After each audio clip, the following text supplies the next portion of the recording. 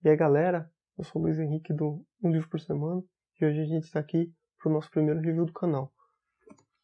O review da semana é esse aqui, não sei se a câmera vai focalizar bem, 100 Anos de Solidão, do Gabriel Garcia Marques. O Gabriel Garcia Marques é um dos mais importantes escritores latino-americanos. 100 Anos de Solidão foi escrito em 1967, ganhou o Prêmio Nobel de Literatura em 1982 e é considerado assim uma das principais obras latino-americanas. É considerada a segunda maior obra escrita em espanhol, ficando atrás apenas de Don Quixote, e é um dos livros mais lidos e traduzidos do mundo. O livro ele acompanha durante 7 gerações a família dos Buendia, que é formado pelo José Arcádio Buendia e pela Úrsula Iguarán. Eles a princípio moram num município litorâneo da Colômbia chamado Riohacha, e devido a um acontecimento, o José Arcádio decide que ele não vai mais morar lá, que ele tem que participar de uma empreitada e fundar uma nova cidade. E o objetivo dele é alcançar o mar. Uma nova cidade que seja litorânea também. Aí ele se embrenha na floresta e durante muito tempo ele caminha com mais 20 amigos e a família desses amigos, até que ele topa com uma montanha assim colossal. E eles admitem que é impossível cruzar aquela montanha, e eles também já foram muito longe para voltar atrás. Então eles abrem uma picada no meio da floresta e fundam a cidade de Macondo.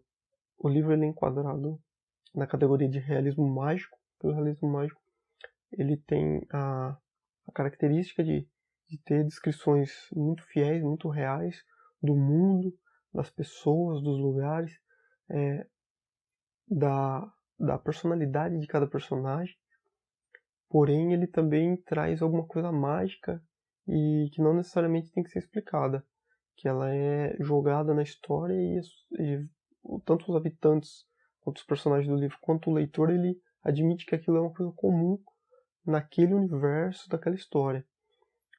Lá em Macondo, o José Arcádio divide as terras de maneira igual para todo mundo que participou da empreitada, para que ninguém tenha privilégios, e o objetivo dele é fazer o melhor município que o país já viu. Então ele começa como uma aldeiazinha, como uma vila, dentro de algum tempo ele começa a receber visitantes, e os primeiros visitantes são os ciganos, que andam de tanto em tanto por aí, com circo, com animação, com várias coisas. E um desses ciganos é o Melquiades, um personagem muito importante na história, que ele traz as inovações do Oriente, do Ocidente, da Babilônia, para dentro de Macondo, e os ciganos ganham dinheiro com isso. Eles trazem algumas coisas fantásticas, mágicas, e cobram para que as pessoas possam visualizar aquilo que é tido como a mais tecnológica invenção de algum lugar.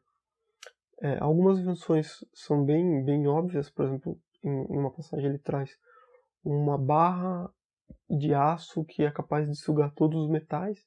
A gente entende que isso é um ímã, mas para aquele pessoal dentro daquela aldeia, aquilo é mágico. Ao mesmo tempo que em uma outra passagem os ciganos trazem tapetes voadores e todo mundo fica deslumbrado, e não é um truque, né? As pessoas realmente estão voando em tapetes, e isso faz muito parte do gênero do realismo mágico. Ao longo da história, o José Arcádio e a Úrsula eles têm filhos. Eles dão o nome de Aureliano, e o outro eles dão o nome do pai, de José Arcádio também. E ao longo da história, esses personagens eles vão sendo desenvolvidos, e a gente percebe que o José Arcádio ele é um cara mais tempestivo, mais viril, mais bruto, assim, mais forte, enquanto o Aureliano ele é um personagem muito retraído, muito introspectivo, que se dedica muito à leitura, ao estudo, às filosofias. E nesse começo, o José Arcádio pai, no caso o velho José Arcádio, ele fica muito encantado com as coisas, e ele se preza a tentar descobrir os mistérios do mundo. Então cada vez que os ciganos voltam com uma coisa diferente, ele junta dinheiro vai lá, compra aquilo do cigano para tentar estudar aquilo, para descobrir como funciona. Ele fica amigo do Melquiades, o cigano, que vai lhe ensinando muitas coisas, traz alguns pergaminhos com algumas instruções para como conseguir a pedra filosofal, como achar a correlação nas escrituras de Nostradamus, e ele fica muito alucinado, ele é muito obstinado em querer descobrir as coisas. Faz parte também do realismo mágico, uma passagem de tempo não linear. E o Gabriel Garcia ele é muito bom em construir essa passagem de tempo não linear de duas formas. Primeiro, ele te dá uma história que parece cíclica. Você sente que a história vai se repetindo com os personagens até que chega um ponto que você está num emaranhado de linha temporal.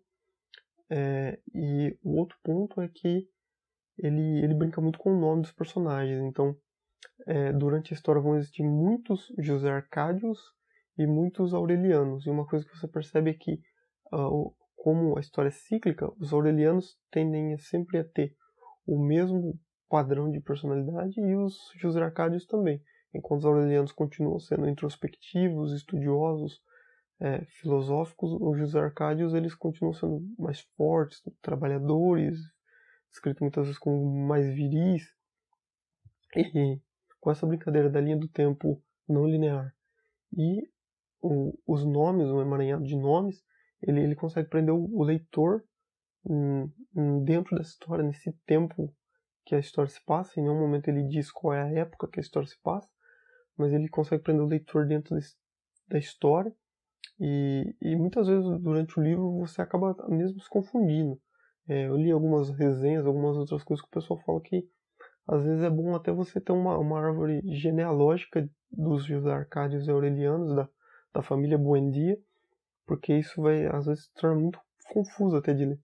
Mas eu li sem a tal árvore genealógica e é bem engraçado, assim, você tá lendo e se pega pensando, quem que é esse cara? Ah, esse cara é o filho daquele outro cara ali, é o sobrinho do outro personagem principal. E isso é bem legal, você ver como a história vai se desenvolvendo nesse sentido. O livro é muito interessante, assim, ele não se divide em capítulos, ele é uma história contínua, mas você sente na mudança da trama, do que vai acontecendo no enredo do livro, você sente as divisões na história, assim, os pontos de ruptura da história. Tem várias passagens assim que você poderia destacar uma frase muito célebre. Eu gostaria de destacar uma frase aqui, mas eu não vou destacar nenhuma das que eu encontro no meio do livro. Eu vou destacar a primeira frase do livro, que é como o livro começa, e é muito engraçado como o Gabriel Garcia ele decidiu começar esse livro. O livro começa assim: muitos anos depois, diante do pelotão de fuzilamento, o coronel Aureliano Buendia havia de recordar aquela tarde remota em que seu pai levou-o para conhecer o gelo. E assim, é bem engraçado porque ele nem te apresentou o personagem e ele já te coloca sabendo que o personagem ele tá diante de um pelotão de fuzilamento. E a partir daí, a história começa a se desenvolver a partir das memórias desse personagem. E a todo momento no livro ele não deixa você esquecer que o coronel Aureliano estava na frente do pelotão de fuzilamento, porque ele volta a citar isso durante o livro. Então ele começa um livro com um spoiler, né? E ao longo da leitura você vai entendendo como o coronel chegou naquele ponto de estar na frente do pelotão de fuzilamento e o que aconteceu na vida dele antes dele estar naquele ponto, que ele conta a infância, ele conta como o coronel Aureliano Buendia se tornou o coronel Aureliano Buendia, que no livro você vê que ele chega a ser quase uma figura mística, né? Em certo ponto as pessoas até duvidam que ele tenha existido e que tenha sido só uma lenda. Então isso é bem engraçado como ele começa o livro, e ele já começa dando esse nó na linha temporal, né? Ele já começa com um ponto futuro, te joga o personagem, te coloca o personagem numa situação de risco, e depois ele te conta como o personagem chegou a esse ponto. Acho que é isso, pessoal. Eu gostei muito do livro. Ele não foi um livro tão fácil de ler em uma semana, tive que me aplicar bem lendo ele. Eu acredito que em 2 semanas seja o prazo ideal para você ler esse livro. Essa versão que eu tenho aqui ela tem 380 páginas. Mas a história, ela não chega a ficar maçante, ela se desenvolve bem. A trama é muito bem escrita, os acontecimentos, é, as reviravoltas que tem, as revelações que você acaba tendo ao decorrer da história. Eu já escolhi o livro da próxima semana. Eu vou ler esse livro aqui, Mestre Gil de Han, que é um livro do Tolkien, que não se passa na Terra-média. É um livro que ele escreve e o personagem e toda a história se passa em Londres. Eu vejo vocês semana que vem. Se você gostou, curta, compartilhe com os amigos, se inscreva no canal.